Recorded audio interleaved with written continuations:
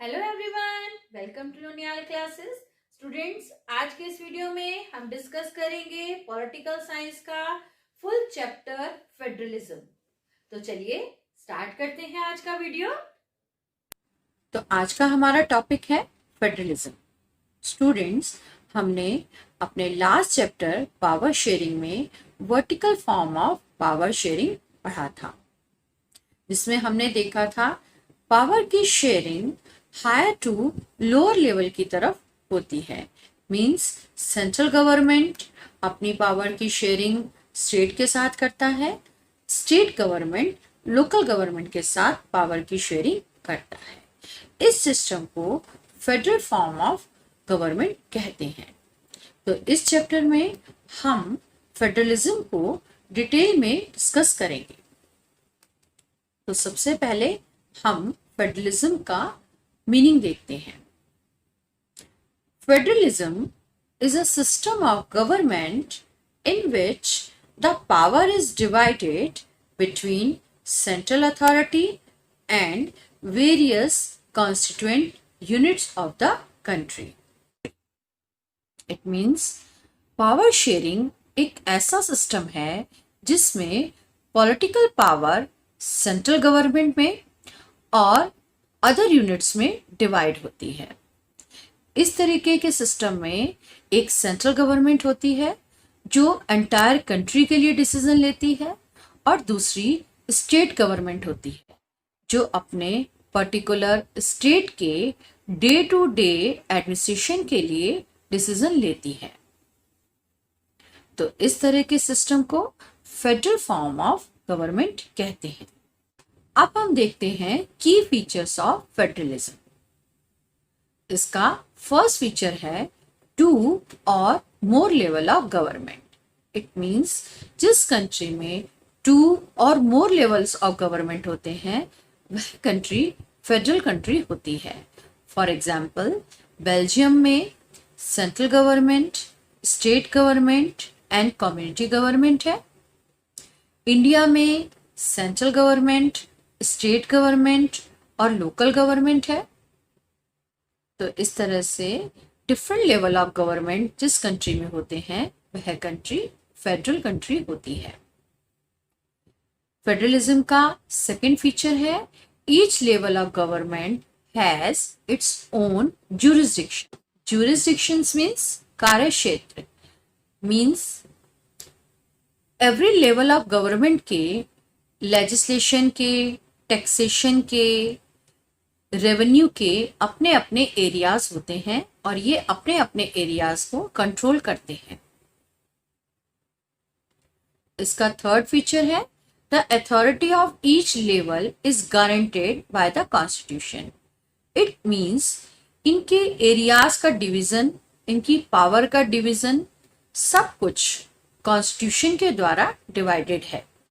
इसका fourth feature है fundamental provisions can not be changed by one level of government alone. It means कि अगर constitution के बनाए हुए प्रोविजंस में अगर कोई चेंज करना है तो सिंगल लेवल ऑफ गवर्नमेंट उसमें चेंज नहीं कर सकती। इसके लिए उसे अदर लेवल ऑफ गवर्नमेंट की कंसेंट की जरूरत होगी। इसका नेक्स्ट फीचर है courts settle disputes between different level of government. It means मान लीजिए सेंट्रल गवर्नमेंट और स्टेट गवर्नमेंट के बीच किसी मैटर को लेकर डिस्प्यूट हो जाता है, तो ऐसी कंडीशन में हमारा supreme court as a umpire work करेगा और उसका डिसीजन ही फाइनल डिसीजन माना जाएगा। नेक्स्ट फीचर है revenue source of each level of government is clearly stated. It means हमारे कॉन्स्टिट्यूशन में ईच लेवल ऑफ गवर्नमेंट के इनकम के सोर्स क्लियरली डिवाइडेड हैं, जिससे ईच लेवल ऑफ गवर्नमेंट को फाइनेंशियल ऑटोनॉमी मिल सके। फेडरलिज्म का नेक्स्ट फीचर है इसके ड्यूअल ऑब्जेक्टिव्स, जिनकी वजह से फेडरलिज्म को फॉलो किया जाता है। इसका फर्स्ट ऑब्जेक्टिव है to safeguard and promote unity of the country. It means federalism की वजह से किसी भी कंट्री की सेफ्टी और यूनिटी को बनाया जा सकता है। सेकेंड ऑब्जेक्टिव है to accommodate regional diversity. Federalism के द्वारा किसी भी कंट्री की रीजनल डाइवर्सिटी को मेंटेन करना, एकोमोडेट करना भी फेडरलिज्म का मेन ऑब्जेक्टिव है। स्टूडेंट्स, आज का हमारा टॉपिक है difference between unitary form of government and federal form of government. Unitary form of government federal form of government के जस्ट कंट्रास्ट होती है। इसमें first difference, unitary form of government में only one level of government होती है, like central government, where as federal form of government में two और more levels of government होते हैं, like central government, state government, local government. Secondly, unitary form of government में state government central government की subordinate होती है, means state government को central government के अंडर में काम करना होता है, where as federal form of government में स्टेट गवर्नमेंट सेंट्रल गवर्नमेंट की सबऑर्डिनेट नहीं होती है, जबकि स्टेट गवर्नमेंट के अपने सेपरेट ज्यूरिसडिक्शन होते हैं। Thirdly, unitary form of government में सेंट्रल गवर्नमेंट स्टेट गवर्नमेंट को ऑर्डर पास ऑन कर सकती है और स्टेट गवर्नमेंट को उसको फॉलो करना होता है, where as federal form of government में स्टेट की अपनी पावर होती है और वह अपने स्टेट में अपनी पावर को यूज करता है, इसके लिए उसे सेंट्रल गवर्नमेंट के आंसरेबल नहीं होना होता है। France, China, Japan, UK etcetera में यूनिटरी फॉर्म ऑफ गवर्नमेंट देखने को मिलती है, whereas India, Canada, Germany etcetera में फेडरल फॉर्म ऑफ गवर्नमेंट देखने को मिलती है।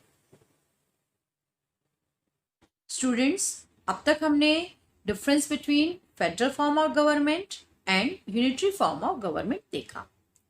अब हम बात करते हैं two routes for making the federation. इस टॉपिक में हम फेडरेशन के टाइप्स देखेंगे। What is federation? फेडरेशन एक बिगर यूनिट होती है या बिग यूनियन ऑफ स्टेट्स होती है। इसे हिंदी में महासंघ भी कहते हैं। फेडरेशन के टू टाइप्स होते हैं, coming together federation and holding together federation. सबसे पहले बात करते हैं कमिंग टुगेदर फेडरेशन की। कमिंग टुगेदर फेडरेशन के लिए कुछ इंडिपेंडेंट कंट्रीज एक साथ आकर एक बिगर यूनिट बनाती हैं या एक बिग फेडरेशन बनाती हैं।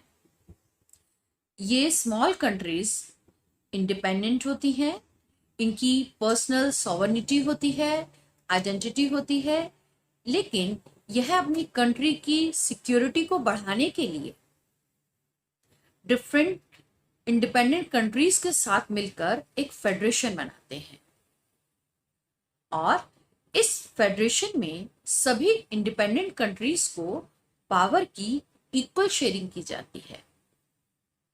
फॉर एग्जाम्पल, यूएसए 50 कंट्रीज की एक फेडरेशन है, ऑस्ट्रेलिया 6 कंट्रीज की एक फेडरेशन है, स्विट्जरलैंड 26 कैंटन्स की एक फेडरेशन है।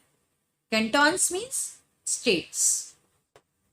तो इस तरीके से जब कुछ स्मॉल इंडिपेंडेंट कंट्रीज एक साथ मिलकर एक बिग फेडरेशन बनाती हैं और इस तरीके की फेडरेशन को कमिंग टुगेदर फेडरेशन कहते हैं। सेकेंड टाइप की फेडरेशन होती है holding together federation. Holding together federation में एक लार्ज कंट्री अपनी पावर को सेंट्रल और स्टेट में डिवाइड कर देती है, जिससे उसकी कंट्री का एडमिनिस्ट्रेशन इजी हो जाता है। फॉर एग्जाम्पल, इंडिया में पावर की sharing different levels of government में हुई है, जैसे स्टेट, सेंट्रल और लोकल गवर्नमेंट।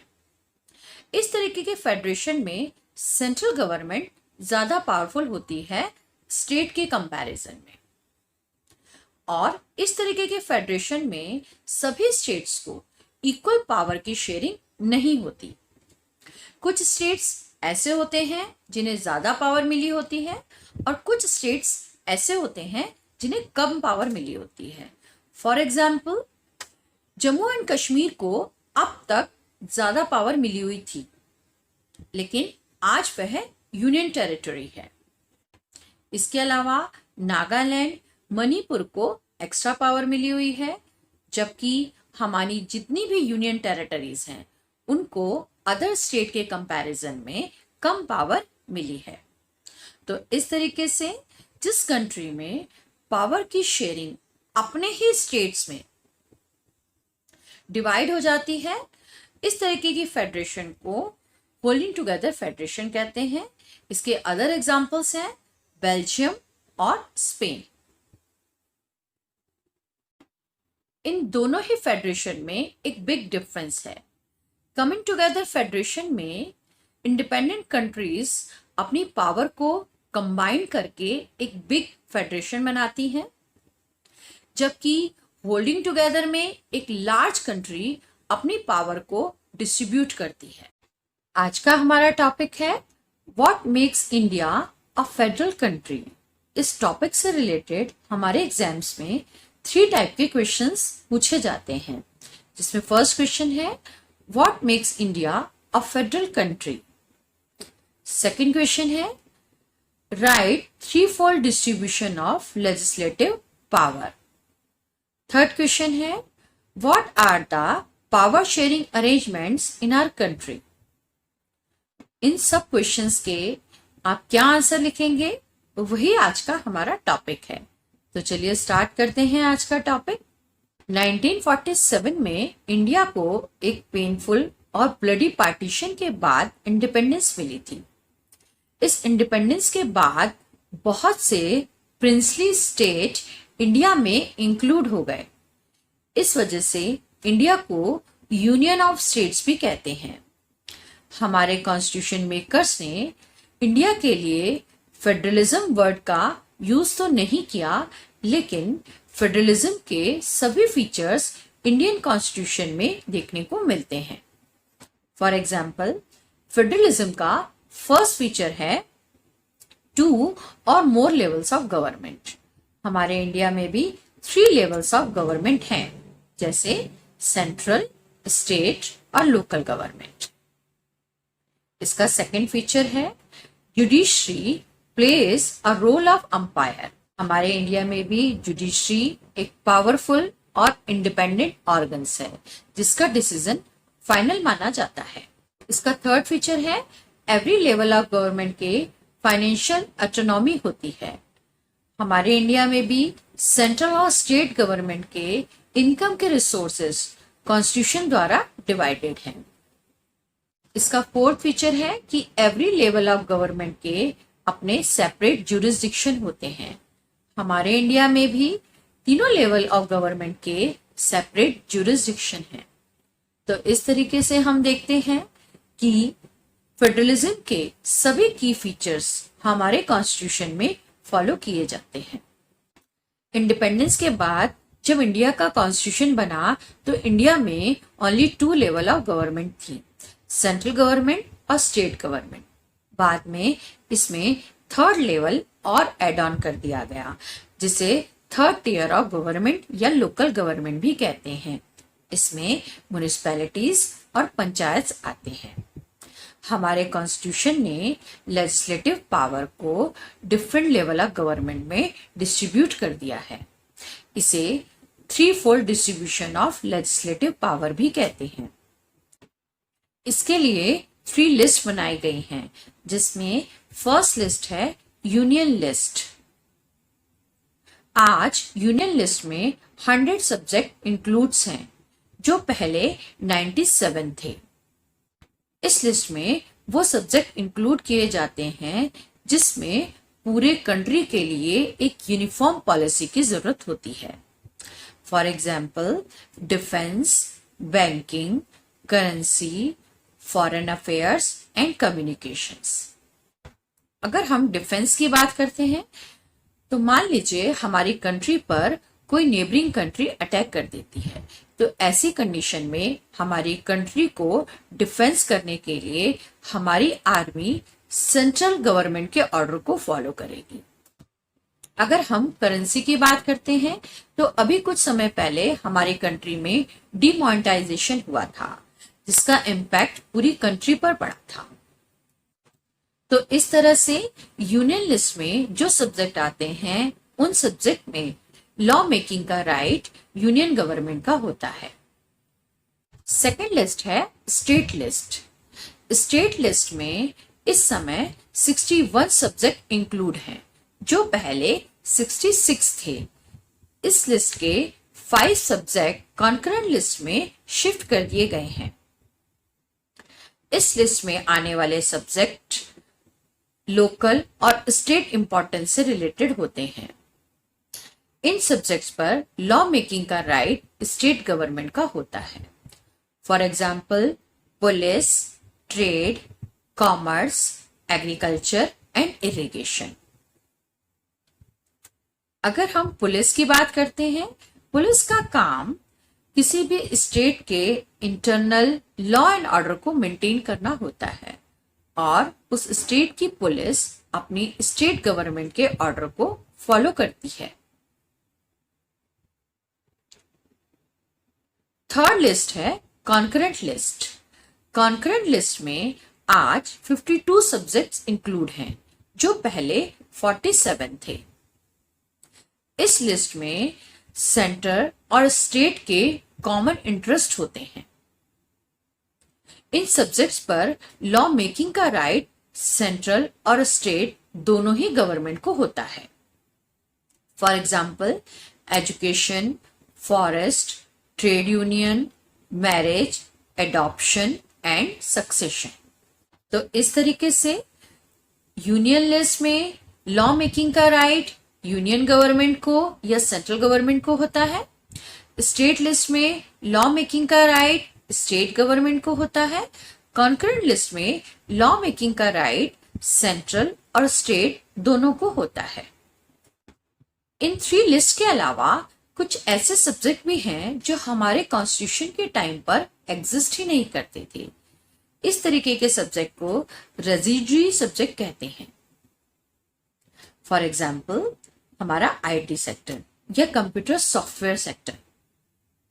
इस तरीके के रेजिडरी सब्जेक्ट में लॉ मेकिंग का राइट यूनियन गवर्नमेंट को होता है। आज का हमारा टॉपिक है how is federalism practice in India. हमने अपने लास्ट वीडियो में फेडरलिज्म के डिफरेंट फीचर्स पढ़े थे और हमने यह भी देखा था कि हमारे कॉन्स्टिट्यूशन प्रोविजंस के द्वारा इंडिया में फेडरलिज्म सक्सेसफुल हुआ। लेकिन इंडिया में फेडरलिज्म के सक्सेस के केवल कॉन्स्टिट्यूशनल प्रोविजंस ही नहीं थे, बल्कि हमारी इंडियन डेमोक्रेटिक पॉलिटिक्स भी इसके लिए रिस्पॉन्सिबल है। हमारे इंडिया में ऐसे बहुत से एग्जाम्पल्स हैं जो ये शो करते हैं कि इंडिया में फेडरलिज्म सक्सेसफुल हुआ। For example creation of linguistic state, second language policy of India, third centre state relation. तो इन सब टॉपिक्स को डिटेल में डिस्कस करेंगे और देखेंगे कैसे इंडिया में फेडरलिज्म को प्रैक्टिकली फॉलो किया जाता है। तो सबसे पहले बात करते हैं लिंग्विस्टिक स्टेट की। The creation of linguistic state was the first and a major test for democratic politics in our country. 1947 के बाद इंडिया में बहुत से प्रिंसली स्टेट्स इंक्लूड हुए, जिसकी वजह से हमारे इंडिया में ओल्ड स्टेट्स वैनिश हो गए। कुछ स्टेट्स की एरिया चेंज हो गए, कुछ स्टेट्स की नेम चेंज हो गए और हमारे इंडिया में नए स्टेट्स बनाए गए।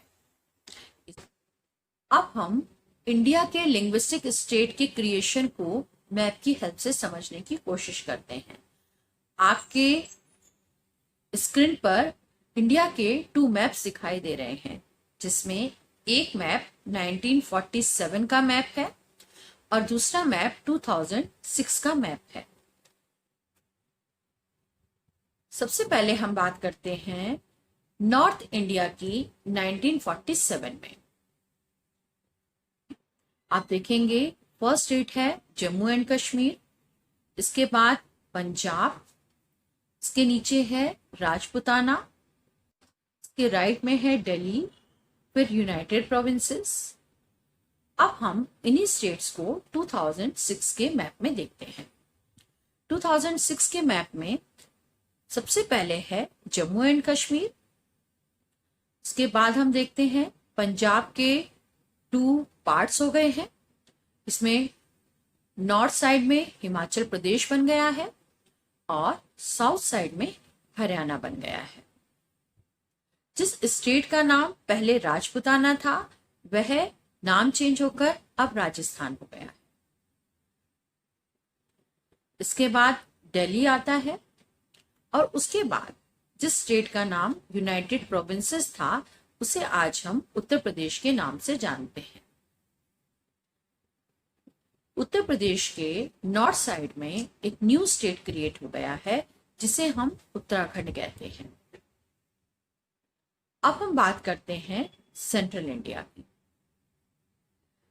1947 में इंडिया का सेंटर पार्ट में आपको सेंट्रल इंडिया और सेंट्रल प्रोविंसेस दिखाई देते हैं। अगर हम इन्हीं एरियाज को 2006 के मैप में देखें तो यहां पर हमें इसका नेम चेंज दिखाई देता है। जो पहले सेंट्रल इंडिया और सेंट्रल प्रोविंसेस थे, उसका नेम चेंज होकर मध्य प्रदेश बन गया है और अब मध्य प्रदेश के भी डिफरेंट पार्ट्स हो गए हैं, जिसमें एक पार्ट छत्तीसगढ़ बन गया है।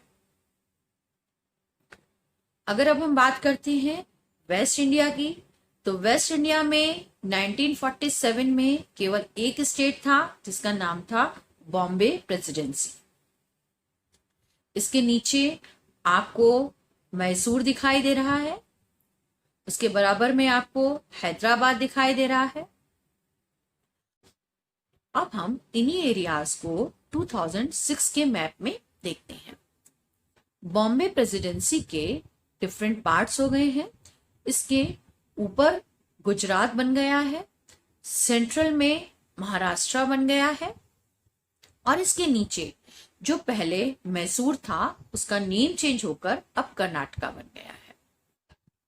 अगर हम बात करें साउथ इंडिया की, तो यहाँ पर हमें मद्रास प्रेसिडेंसी दिखाई देता है, उसके ऊपर हैदराबाद दिखाई देता है और उसकी साइड में उड़ीसा दिखाई देता है। अब इन्हीं एरियाज को हम 2006 के मैप में देखते हैं। यहाँ पर हमें देखने से पता चलता है कि मद्रास प्रेसिडेंसी के डिफरेंट पार्ट्स हो गए हैं। इसमें एक न्यू स्टेट केरला बना दिया गया है, दूसरा स्टेट तमिलनाडु हो गया है, तीसरा स्टेट आंध्र प्रदेश बन गया है और उसके बाद उड़ीसा दिखाई देता है। अब हम बात करते हैं ईस्ट इंडिया की। 1947 के ईस्ट इंडिया के पार्ट को देखने के बाद हमें पता चलता है यहाँ पर ओनली 3 स्टेट्स देखते थे, जिसमें आसाम, मणिपुर और त्रिपुरा। और इन्हीं एरियाज को हम 2006 के मैप में देखते हैं। 2006 के मैप में देखने के बाद हमें पता चलता है कि आसाम के भी डिफरेंट पार्ट्स हो गए और न्यू स्टेट क्रिएट्स कर दिए गए। For example Arunachal Pradesh, Nagaland, Mizoram and Meghalaya. तो इन दोनों ही मैप के कंपैरिजन के बाद हमें पता चलता है कि 1947 से लेकर 2006 तक इंडिया में बहुत से ओल्ड स्टेट्स वैनिश हो गए और न्यू स्टेट्स का क्रिएशन हुआ। हमारे इंडिया में न्यू स्टेट का क्रिएशन करने के लिए इस बात का ध्यान रखा गया कि same language speakers same state में रहें। फॉर एग्जाम्पल, अगर कोई पंजाबी बोलता है तो सभी पंजाबी स्पीकर्स के लिए पंजाब क्रिएट कर दिया गया। अगर कोई हरियाणवी बोलता है तो हरियाणवी स्पीकर्स के लिए हरियाणा बना दिया गया। गुजराती बोलने वालों के लिए गुजरात स्टेट क्रिएट कर दिया गया। मराठी बोलने वालों के लिए महाराष्ट्र बना दिया गया। इसी तरीके से लैंग्वेज के बेस पर स्टेट का क्रिएशन किया गया। कुछ स्टेट ऐसे भी थे जिनका बेस कल्चर, एथेनिसिटी और ज्योग्राफी था। For example, Jharkhand, Nagaland and Uttarakhand. Starting में लैंग्वेज के बेस पर स्टेट के फॉर्मेशन पर हमारे नेशनल लीडर्स को डर था कि कहीं ये स्टेट्स इंडिपेंडेंट स्टेट की डिमांड ना करने लगे और हमारे इंडिया में डिसयूनिटी ना हो जाए। लेकिन फ्यूचर में इसके पॉजिटिव रिजल्ट देखने को मिले, क्योंकि सेम स्टेट में सेम लैंग्वेज स्पीकर थे जो अपने स्टेट को इजीली कंट्रोल कर रहे थे, जिसकी वजह से हमारी इंडिया की यूनिटी और ज्यादा स्ट्रांग हो गई। सेकंड टॉपिक है लैंग्वेज पॉलिसी। इंडिया में फेडरेशन का सेकंड टेस्ट था इंडिया की लैंग्वेज पॉलिसी बनाना। हमारे कॉन्स्टिट्यूशन ने किसी भी एक लैंग्वेज को नेशनल लैंग्वेज का स्टेटस नहीं दिया है, जैसा कि श्रीलंकन गवर्नमेंट ने सिन्हाला को दिया था। हिंदी हमारी ऑफिशियल लैंग्वेज है। इसका मतलब यह नहीं है कि हमारा कॉन्स्टिट्यूशन हिंदी को इम्पोज कर रहा था। हिंदी के अलावा हमारे इंडिया में 21 अदर शेड्यूल्ड लैंग्वेजेस हैं। फॉर एग्जाम्पल, अगर इंडिया में कोई कैंडिडेट सेंट्रल गवर्नमेंट की जॉब के लिए अप्लाई करता है तो वह अपने एग्जाम के लिए इन 22 लैंग्वेजेस में से किसी भी एक लैंग्वेज को ऑप्ट कर सकता है। इंडिया में सभी स्टेट्स ऑफिशियल वर्क करने के लिए अपनी स्टेट लैंग्वेज का यूज कर सकते हैं। 1965 में हमारे कॉन्स्टिट्यूशन ने इंग्लिश का यूज ऑफिशियल वर्क में बंद कर दिया था, लेकिन कुछ नॉन हिंदी स्पीकर स्टेट की डिमांड की वजह से इसको फिर से कंटिन्यू करना पड़ा। जैसे तमिलनाडु, वहां पर बहुत वायलेंस भी हुई थी। इसी वजह से हमारे यहाँ फिर से इंग्लिश को ऑफिशियल पर्पस के लिए यूज किया जाने लगा। तो ये थी हमारी लैंग्वेज पॉलिसी। हमारा थर्ड टॉपिक है सेंटर स्टेट रिलेशन। इंडिया में फेडरल फीचर्स को और प्रैक्टिस में लाने के लिए सेंट्रल स्टेट रिलेशन को रिकंस्ट्रक्ट किया गया। हमारे कॉन्स्टिट्यूशन ने फेडरलिज्म के डिफरेंट फीचर्स को फॉलो करते हुए पावर शेयरिंग अरेंजमेंट किया था, लेकिन इन पावर शेयरिंग अरेंजमेंट को ठीक से फॉलो तभी किया जा सकता है जब हमारे लीडर्स और रूलिंग पार्टीज इसको प्रैक्टिस में लाएं। लेकिन इंडिया में 1990 तक ऐसा नहीं था। इंडिया में 1990 तक एक सिंगल पार्टी ही हमेशा पावर में आती थी और इंडिया में सेंट्रल और डिफरेंट स्टेट में एक सिंगल पार्टी की ही गवर्नमेंट बनती थी। जिन स्टेट्स में डिफरेंट पॉलिटिकल पार्टी की गवर्नमेंट बनती थी तो सेंट्रल गवर्नमेंट अपनी पावर का यूज करके उस स्टेट की गवर्नमेंट को डिसॉल्व करवा देती थी और इस तरीके से इंडिया में कॉन्स्टिट्यूशन अरेंजमेंट का मिसयूज किया जाता था। लेकिन 1990 के बाद इस ट्रेंड में एक चेंज देखने को मिला। हमारे बहुत से स्टेट्स में रीजनल पार्टीज बनने लगी थी और सेंटर में किसी एक सिंगल पार्टी को मेजॉरिटी नहीं मिल रही थी। तो ऐसी कंडीशन में कोलिशन गवर्नमेंट का एरा स्टार्ट हुआ। कोलिशन गवर्नमेंट में जब किसी एक सिंगल पार्टी को फुल मेजॉरिटी नहीं मिलती है तो वह पार्टी एक अलायंस बनाती है और डिफरेंट रीजनल पार्टीज को साथ में लेकर गवर्नमेंट बनाती है। हमारे इंडिया में भी ऐसे ही दो मेन अलायंस हैं, यूपीए और एनडीए। इन नेशनल पार्टीज ने भी अलायंस बनाए और उस अलायंस में बहुत सी रीजनल पार्टीज को इंक्लूड किया और सेंट्रल में गवर्नमेंट बनानी स्टार्ट कर दी। तो इस तरीके से कोलिशन गवर्नमेंट के द्वारा पॉलिटिकल पावर एक सिंगल पार्टी के हाथ में न रहकर डिफरेंट रीजनल पार्टीज में भी डिस्ट्रीब्यूट होने लगी। इसके अलावा हमारे सुप्रीम कोर्ट ने भी बहुत से मेजर जजमेंट के द्वारा सेंट्रल गवर्नमेंट को स्टेट गवर्नमेंट की पावर का मिसयूज करने से रोका और इस तरह से फेडरल पावर शेयरिंग करके हमारे इंडिया में सेंट्रल और स्टेट के रिलेशन को रिकंस्ट्रक्ट किया गया। तो ये था हमारा आज का टॉपिक। अगर इस टॉपिक से रिलेटेड आपके कोई डाउट्स हैं तो मुझे कमेंट्स बॉक्स में जरूर लिखिएगा। बने रहिए मेरे साथ मेरे नेक्स्ट वीडियो में, जिसका टॉपिक है decentralisation in India. Thank you so much.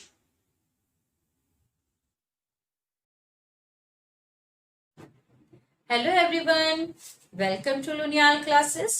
Students, हमारा पॉलिटिकल साइंस का चैप्टर 2 फेडरलिज्म चल रहा है, जिसके लास्ट वीडियो में हमने पढ़ा था how federalism practised in India. और आज का हमारा टॉपिक है डिसेंट्रलाइजेशन इन इंडिया। तो चलिए स्टार्ट करते हैं आज का टॉपिक। स्टूडेंट्स, आज का हमारा टॉपिक है डिसेंट्रलाइजेशन इन इंडिया। अपने लास्ट वीडियो में हमने देखा कि किस तरह से हमारा कॉन्स्टिट्यूशन पॉलिटिकल पावर की शेयरिंग सेंट्रल और स्टेट के साथ करता है, लेकिन इंडिया जैसी वास्ट कंट्री के लिए 2 लेवल ऑफ गवर्नमेंट सफिशिएंट नहीं थी, क्योंकि इंडिया में बहुत डाइवर्सिटी है।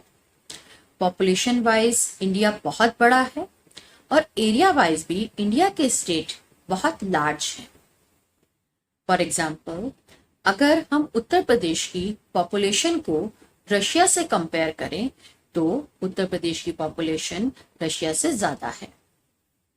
हमारा महाराष्ट्र जर्मनी से बड़ा है। इन्हीं कुछ वजहों से हमारे स्टेट एक 3rd टियर ऑफ गवर्नमेंट की डिमांड करने लगे और इसी वजह से हमारी गवर्नमेंट में एक 3rd टियर और ऐड कर दिया गया, जिसे हम लोकल गवर्नमेंट के नाम से जानते हैं। यह लोकल गवर्नमेंट स्टेट गवर्नमेंट के अंडर में काम करती है। इस तरह से इंडिया में जो पावर पहले सेंट्रल और स्टेट गवर्नमेंट के पास सेंट्रलाइज थी, उसको लोकल गवर्नमेंट में डिस्ट्रीब्यूट कर दिया गया। इसी प्रोसेस को डिसेंट्रलाइजेशन कहते हैं। In other words, we can say when the power is taken away from central and state government and given to the local government, it is called decentralization.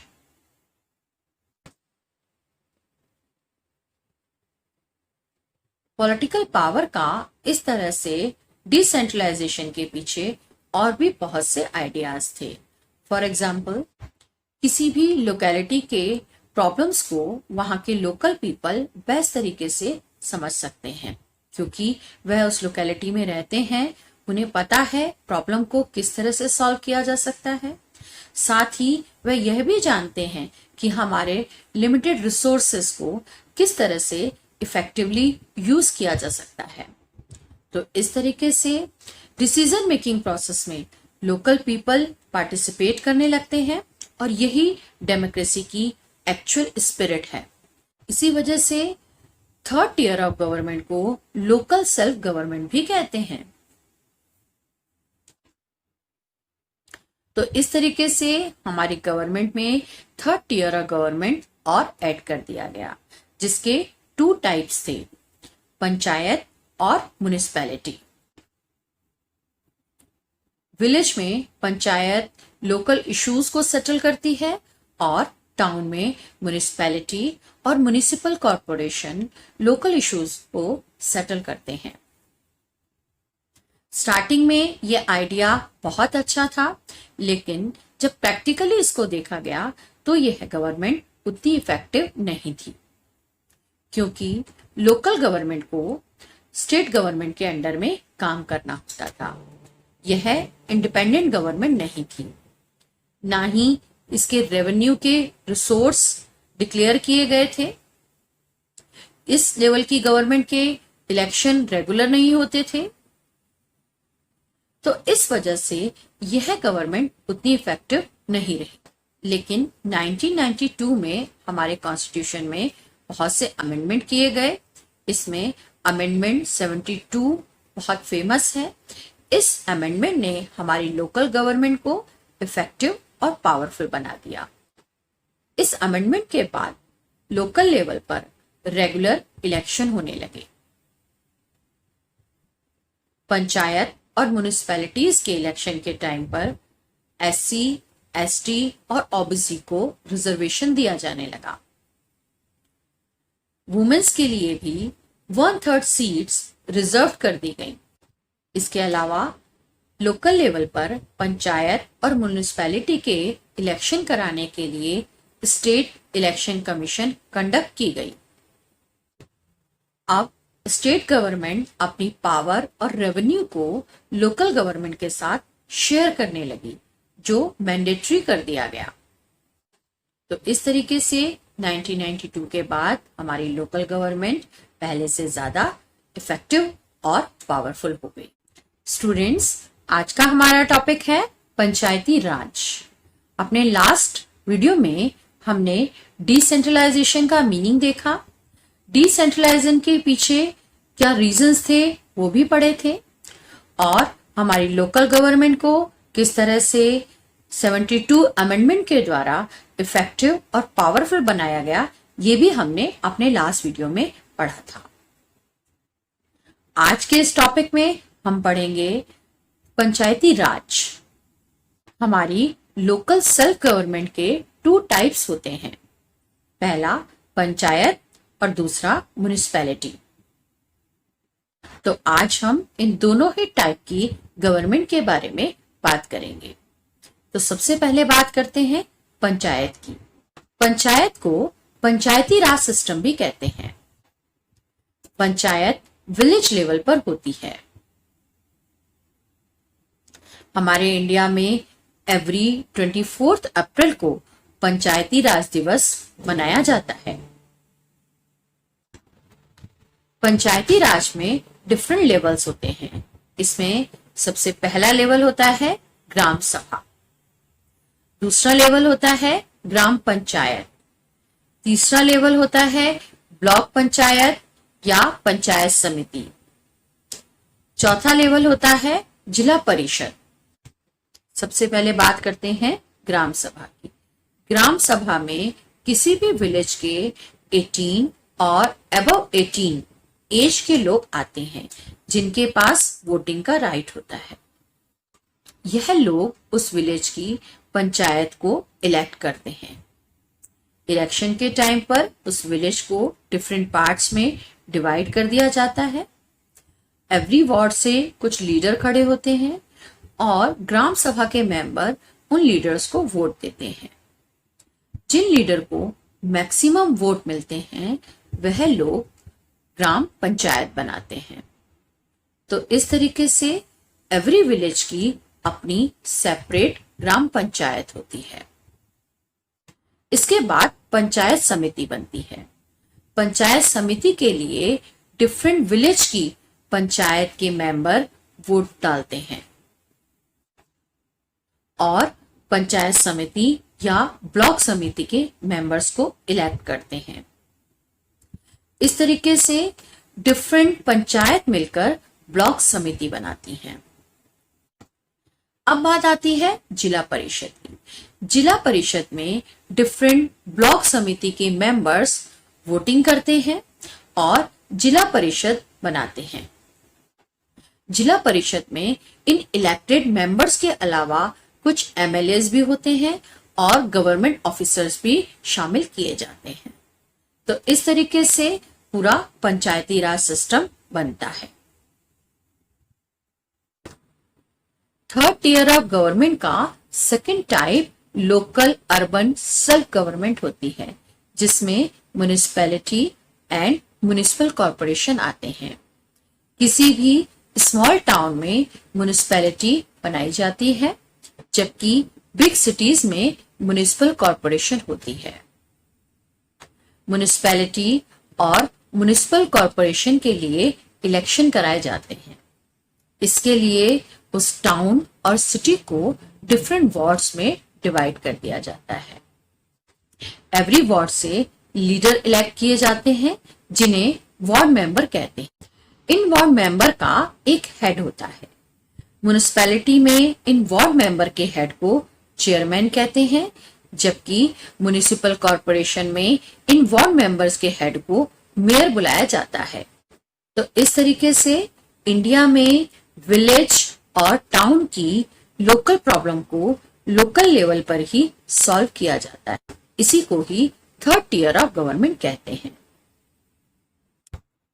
तो ये था हमारा आज का टॉपिक। इस टॉपिक से रिलेटेड अगर आपके कोई डाउट्स हैं तो कमेंट्स बॉक्स में जरूर लिखिएगा और बने रहिए मेरे साथ मेरे नेक्स्ट वीडियो में, जिसमें हम इकोनॉमिक्स का चैप्टर 1 डेवलपमेंट स्टार्ट करेंगे। Thank you so much.